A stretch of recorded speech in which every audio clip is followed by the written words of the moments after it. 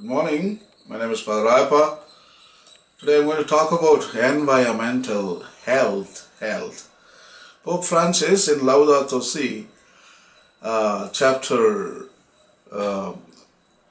4 and also chapter 3, he talks about human health, especially chapter 3, the human roots of our ecological crisis.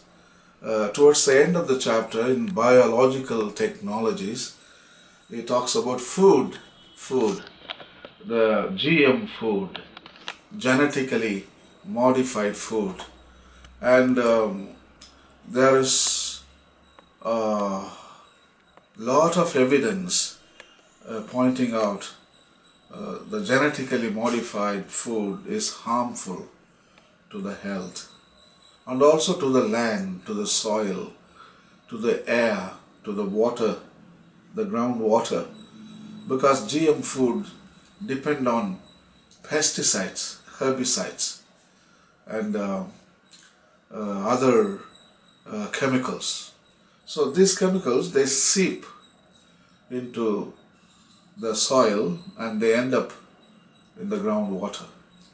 And our groundwater resources are polluted and they are all full of toxins. And air, of course, because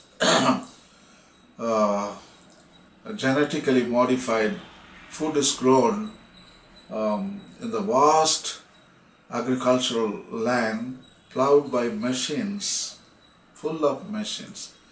They use enormous amount of fossil fuel, so they pollute. They emit carbon dioxide, carbon monoxide. So the atmosphere is also polluted. So soil is polluted, water is polluted, air is polluted, and at last our consciousness is polluted. Our mind is polluted.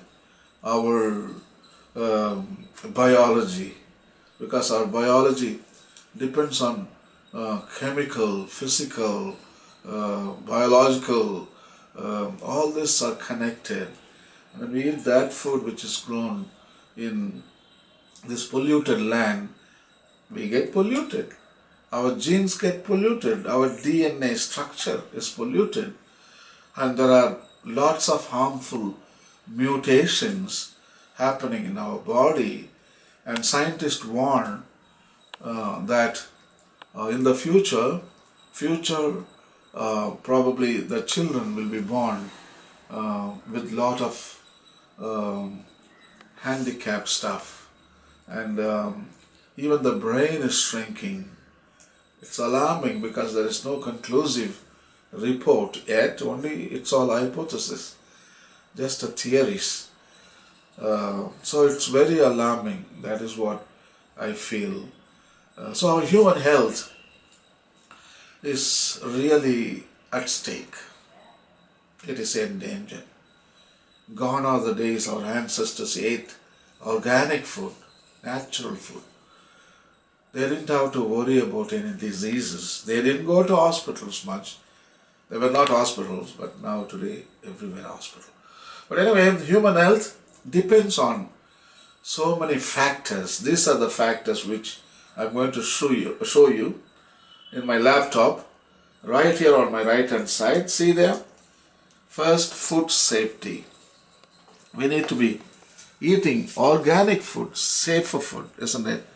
And then we should be breathing good air quality. But our chlorofluorocarbons and our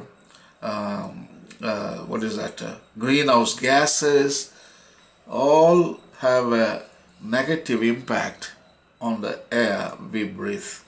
And we should also soil management, land management. Healthy soils give you healthy food. See here? So our soils are polluted too. So what food you get? And also the genetically modified food. So the land management, I think the humans have lost their control. And then building habitability. You should have a clean buildings. And every day you wipe them, sweep them, and keep it clean inside, and don't produce lot of carbon. Don't use the energy to run your house like lighting, fans.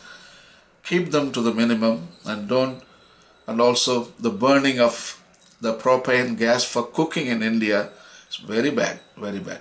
So let us reduce, because by reducing your usage of the propane gas, you reduce heat, thermal heat in your own house, and also you reduce air pollution. You breathe the air inside your house. But by cooking propane gas, using propane gas, you are poisoning your own house. And the other chemicals you bring to wash your plates and your body and clothes, all these chemicals can ruin your health inside because they are trapped inside. They don't escape. You are breathing every day, so you are spoiling your health. Then comes water quality, very important.